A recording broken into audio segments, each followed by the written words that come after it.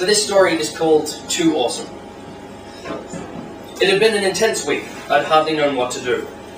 I've been trying to keep up with life, but it's hard when you're waiting on test results like these. The doctor was just standing there. I could tell he hadn't had to give anything like this as news before. I'm really sorry, James. I've never had to say anything like this before. I'd called it. You have cancer of the not awesome. Cancer of the not awesome? Said my beautiful blonde part-time model, part-time chef girlfriend Christina. But what does that even mean? James, he began, pausing for dramatic effect, can't turn off. He will have no choice but to be awesome all the time. Awesome all the time? But, Doctor, how will this affect my life?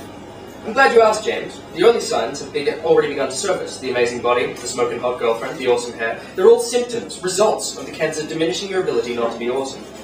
So, I'm like this because of the cancer? Not quite. Everything you imagine an awesome person to be, that's what the diminishing effect of not awesome would have stopped you from being. But Doctor, how will this continue to affect my James, the awesome light of my life? Yeah, Doctor, how will this progress? Well, the worst case scenario is that this metastasizes to your ego and you become a perfectionist. Racked with awesome talent and self-doubt, that's pretty unlikely at your age though.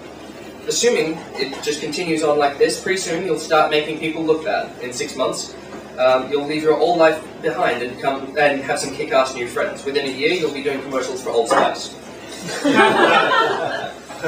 Oh my god, Christina exclaimed. That's pretty serious. Exactly, James. I suggest that you take a day or two to mull it over. Spend some time making tender yet passionate love to your incredibly hot girlfriend, if you must. But make sure you spend some time thinking it over by yourself. Alright, thank you, Doctor. Out of interest, what are my options?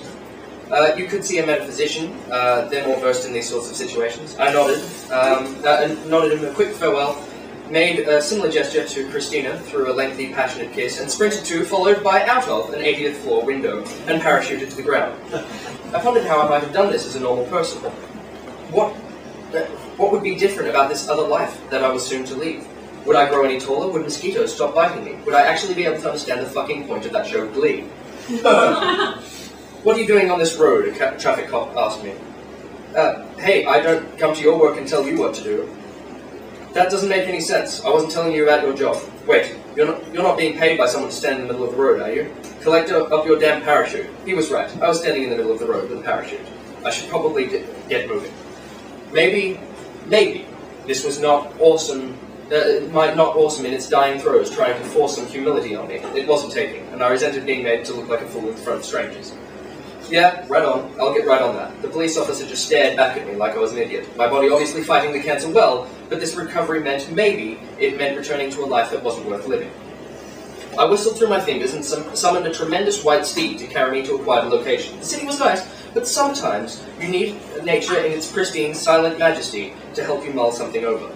A brief pat on the steed's rear after dismounting, and it trotted gracefully away, leaving me in the forest. Why me? Why is this all happening to me? What am I going to become? I asked, placing my hand delicately on the trunk of a tree as I passed it on my trek. Soon I reached a river. Deciding to travel its length, I chopped out a nearby tree with my face and carved it into a canoe with my bare hands. I travelled down the river, feeling that I would find answers there. I remembered a documentary I'd seen earlier that life about people with my condition going on to lead amazing lives like Chuck Norris. I reached a waterfall and went over the edge. On my descent, I fashioned the canoe into a makeshift paraglider and sailed across the air currents for a few minutes. This is getting ridiculous. I laughed to myself as I made my final descent and saw a grizzly bear notice me.